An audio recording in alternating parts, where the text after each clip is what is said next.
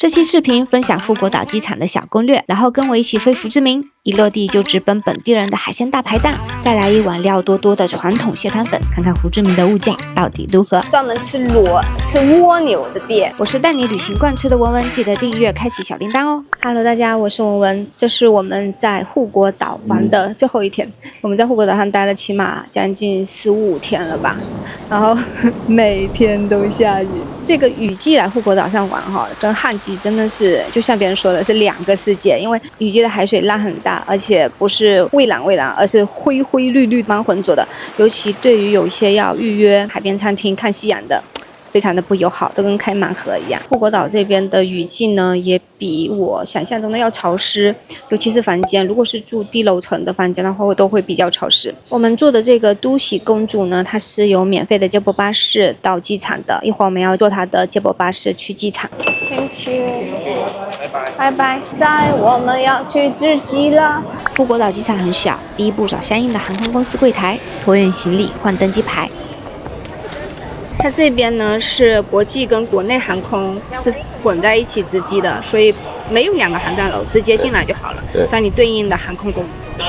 第二步，安检去候机。富国岛机场只有1个航站楼，我们飞福之名走的是越南国内线，选择 Domestic Departure。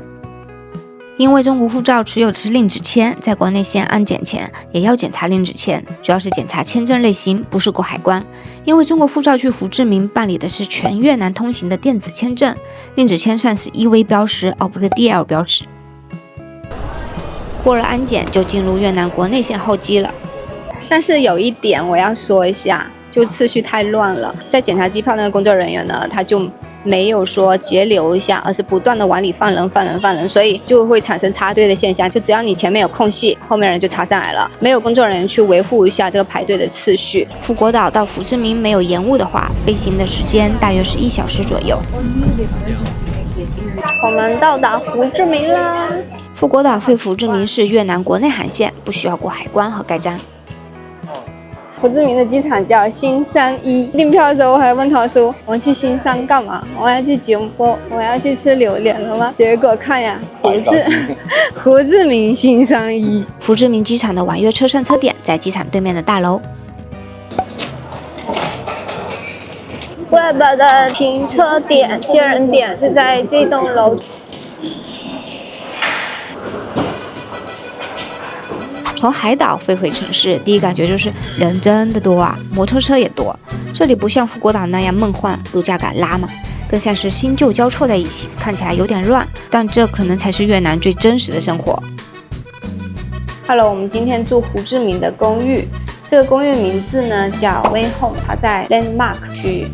Landmark 旁边就是福之名最高的地标81楼，这里距离西贡圣母大教堂、中央邮局约2.8公里，槟城市场3.5公里。公寓有51个平方，一个晚上大约是310人民币。这有刀叉、厨师锅，这边有一个微波炉，那个大冰箱。待会儿要去买水，还有润烫机来水，还是蛮大的。它这有公摊吗？公摊应该只有中国有吧？这竟然是个浴缸哎！卧室很简单，然后这是衣柜，它这个是中央空调。我们现在住在26楼，看一下26楼的风景。哦，这阳台有点小哦。26楼的风景，它也有洗衣机，好像是带烘干的。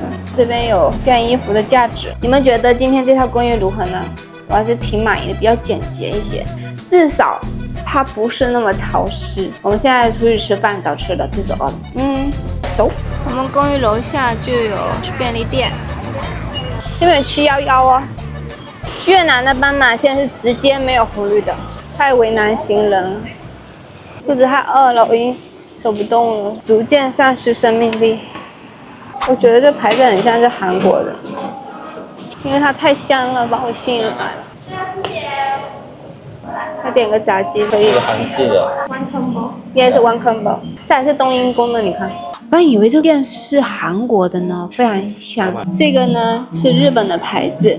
我们刚刚那个套餐下来要90多块钱，镜头都装不下了，而且它芝士味好重，我坐到这边就闻到了，我已经饿到扁扁的了。这套餐嘛，一个是牛肉的汉堡，炸鸡块的汉堡。如果这是日本的牌子，那它是不是要跟它的图片上一模一样？还有2个大鸡块。它的图片上画的是腿，但是不是你要腿可以，我刚刚问你要腿。那无所谓，还有薯条，有肉片。而我们 KFC 的鳕鱼堡味道一样。怎么你只有吃出鳕鱼堡味道？牛肉饼比较薄，看点辣椒酱。芝士鸡翅，但这不是很烫，是温温的，这就是韩式炸鸡了。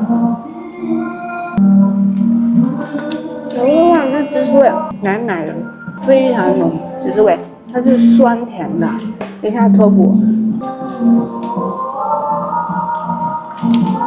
我觉得这鸡翅没有想象中好吃，因为里面肉比较柴，然后外面的酱是很浓很多，裹了一层。试一下这个传统的，我更喜欢吃传统的鸡翅。传统的好吃，传统的皮炸的好脆，剥开没有油？哇，你看到热气腾腾，热气腾腾的。它这家炸鸡都偏干，不是那种一撕开里面就很juicy的感觉，juicy，英文怎么那么难念？我们在大马的麦当劳。那炸鸡就无敌好吃，人间美味。一共吃了31万2千。我们明天要去试一下越南本土牌子的炸鸡，然后还要看一下麦当劳有没有越南特色的供应品。新桥，我是文文，今天是我们在胡志明的第2天，我们现在要出去找东西吃。我们刚才找了一家专门吃蜗牛的店，然后现在在等车。我们到了，就是这个。对。黄黄的，哇，它的海胆好大。这家海鲜小店在胡志明的老居民区，他家是下午3点才开始营业，是本地人的平价海鲜大排档。他家店的招牌灵魂就是咸蛋黄，然后是各种炭烤贝壳、虾和海胆。我发现越南吃这种餐厅都是凳子矮矮的，桌子矮矮的。它还有提供这个叉叉蛙炉，一个小小的，这个是龙虾哦。芝士你看，拉丝啦。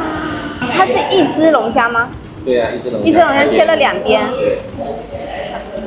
小龙虾很小。对，蛮小的。它有3种 size。这个是咸蛋黄香螺，这是ChatGPT 推荐我吃的。我想去一家评分高的，他就推了这家店，然后把这家店应该吃什么东西、怎么吃都打出来给我。AI 也推荐说一定要试下这个料，他说这个料是他们这边特色。这个绿色的酱料是越南特色酱料，里面有加了柠檬叶，不过我觉得可能是跟泰国海鲜蘸酱是有点类似的。螺肉的咸蛋黄味不重，但是外面那个壳可以吸一下，然后再把它挑出来。哦，整个了。那你觉得这花螺如何？对，这螺的确是算里面要必点。所以ChatGPT还是很懂你想要什么的。我觉得它加的料还是蛮好吃的。然后挖开这个，它那个咸蛋黄的香味真的很重。哇，都是肉。它不是蛋，它也是芝士拿来焗的，好香。是富国的更好吃还是更好吃？2种是不一样的味道，富国那个是葱油加花生碎，它这个是芝士焗的，2个味道不一样，但是这个明显肉更多，好吃，超好吃，是个烤蛤蜊。哇，这好好吃。是吗？这个油炸海。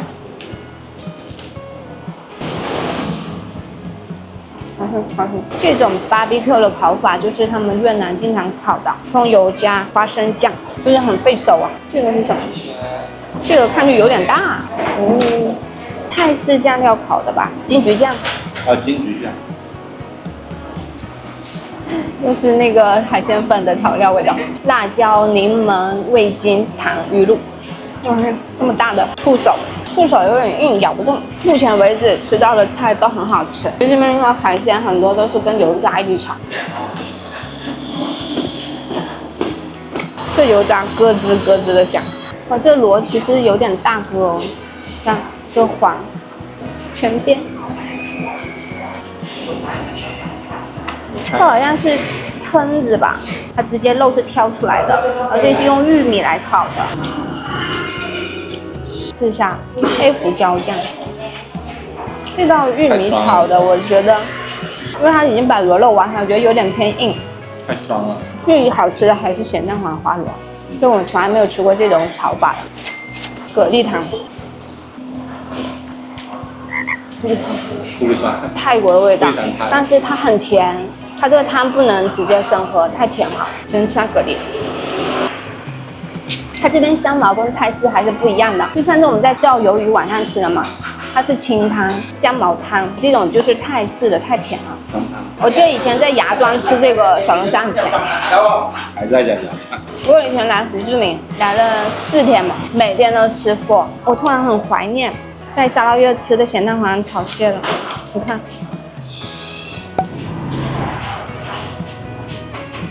我第一次看到你吃菜，别人渣渣的吃到。不是你第一次看到吃菜，我把底都挖光了。桃叔觉得不可思议，有人这样吃菜底。知识就是力量。一大坨芝士，为什么底不能吃？底太咸了。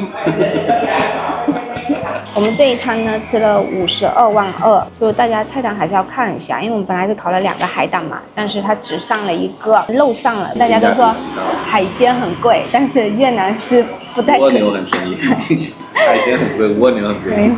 越南的蜗牛特便宜。好，我们转战下一家。雨好大。本来我想放一首 BGM 的胡志明的大雨，但是呢，因为它有版权，那我给你们清唱几句。我不会唱啊，胡志明的大雨。紧张，瓦基明不是胡志明，是瓦基明。全身都湿了，瓦基明。我们的伞太小了，带的是遮阳伞。刚才那一家价格是蛮便宜的，但是呢，桌子底下有2只大蟑螂，巨大的蟑螂，还有一只爬到我脚上去。哎呀妈呀！他们的斑马线都是没有红绿灯的。大马也没有。南这边，如果你走这种路哈，看你自己的节奏走过去，别人看到你会紧张。这个我的节奏，这啥节奏啊？1、2、1，1。目前看是基本没有行人过马路的红绿灯，只有车子的红绿灯。这过马路实在是有点难，还这么多车。这里没有。哎，你看当地人是怎么走的？就这样走。这边的车子是不爱让人的，不会让。他们的交规肯定没有过斑马线要减速的概念，而且他那个车子，不管是摩托车还是汽车，看到人看到前面都要哔哔哔哔。我在护国岛的时候还说，哎，我没有感受到有哔哔哔哔这种声音，现在在胡志明真的是到处的哔哔哔。你看，一路的哔哔哔。他们的交通对行人实在太不友好了，他们这个摩托车也停得太出来了吧，把人行道都给占了。你看，这个路口已经混乱了。他们骑摩托车要是不插队的话，可能今天都到不了家。我的老天啊，都是水。太不容易了，这个蟹面丢蕊，好多丢蕊呢。哎呦，170，这个吗？来胡志明，如果想吃一碗本地人每天都在吃的硬核美食，蟹汤粉可以列进必吃清单里了。这家店呢是当地人气餐厅，招牌就是越南南部传统的蟹汤粉。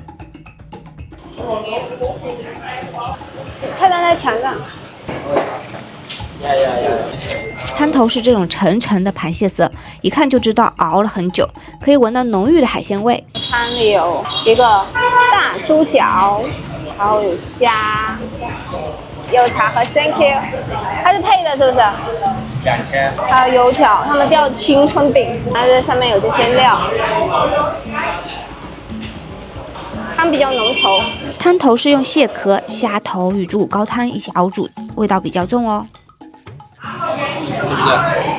非常像虾面啊！这汤有加椰奶的，但是它有点甜，我要加点醋，加点柠檬，不是醋，它那里没有醋，只有柠檬。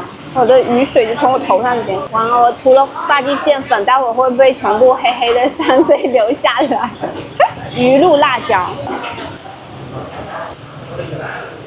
酸了，刚刚太甜了。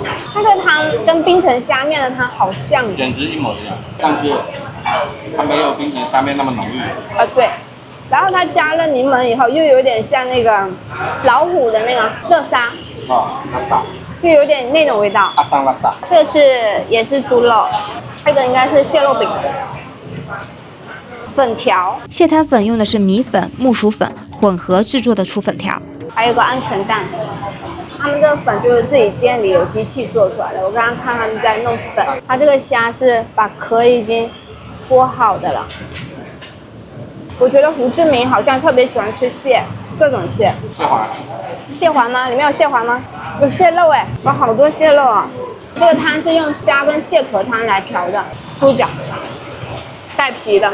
这个猪脚已经炖得很糯了。我发现这边胡志明是挺喜欢吃猪脚的，因为一路上都有烤猪脚，还有鸡爪。你看蟹肉。这料有点多，底下都是蟹肉，虽然不是那种大钳子的蟹腿，但都是划水的那个蟹腿，蛮多的。他们这种黄辣椒特别辣。这家哈，很多人叫外卖，他那边专门有个手机固定在那边，订单到呀，叮咚就出来，订单到。这家很多人，应该是很浓郁的口味。油条，这是老油条。这个就是茶，没有糖的，不会甜。在越南吃东西，我最喜欢的就是他们汤粉面会加各种的叶子，我觉得如果加叶子应该也挺好吃的。我现在已经有点吃太饱的了，我都打嗝了。这一顿下去，我明天早饭也是吃不下的。我们这一顿吃了115000越南盾，它这个纸也是要钱的，就是这个湿纸巾。折算人民币大概是31块钱左右吧，人均15左右。吃完蟹黄面了，来的时候好好的，现在回不去了。这雨大的，车也不好叫，叫了好久，加了钱也叫不到。果然是胡志明的大雨，高歌一曲。本来觉得护国岛的雨已经够让我寒心的了，结果护国岛只是刚刚开始。明天呢，我们还会去探索几家胡志明好吃的餐厅，希望明天不要下雨了吧。喜欢这期视频的朋友，记得帮我点赞、订阅、开启小铃铛。我们明天见，拜拜。我们过安检的嘛，又被插队了，我真的是非常无语，就是我感觉好像这边经常发现插队这个事情，挺那个。直接把你推开。对呀、把我推开，我就没有人管的，就安检的那边没有人管的，就秩序有点乱吧。然后他们就前面检查机票的人嘛，他也没有懂得节流，就前面已经排了好多人，他不会暂停一下，他就一直让人进，一直让人进，然后就越来越多人插队。那蟑螂爬到我腿上，然后我吓得跳起来，太可怕了。因为在广东嘛，那蟑螂会咬人的，咬的是2个洞。我看它跳起来，太可怕了。那蟑螂还蛮大的。它这边都不说新桥，它这边说萨瓦迪卡。我们现在来吃早饭。太饱。塞吧。还有包早要做的。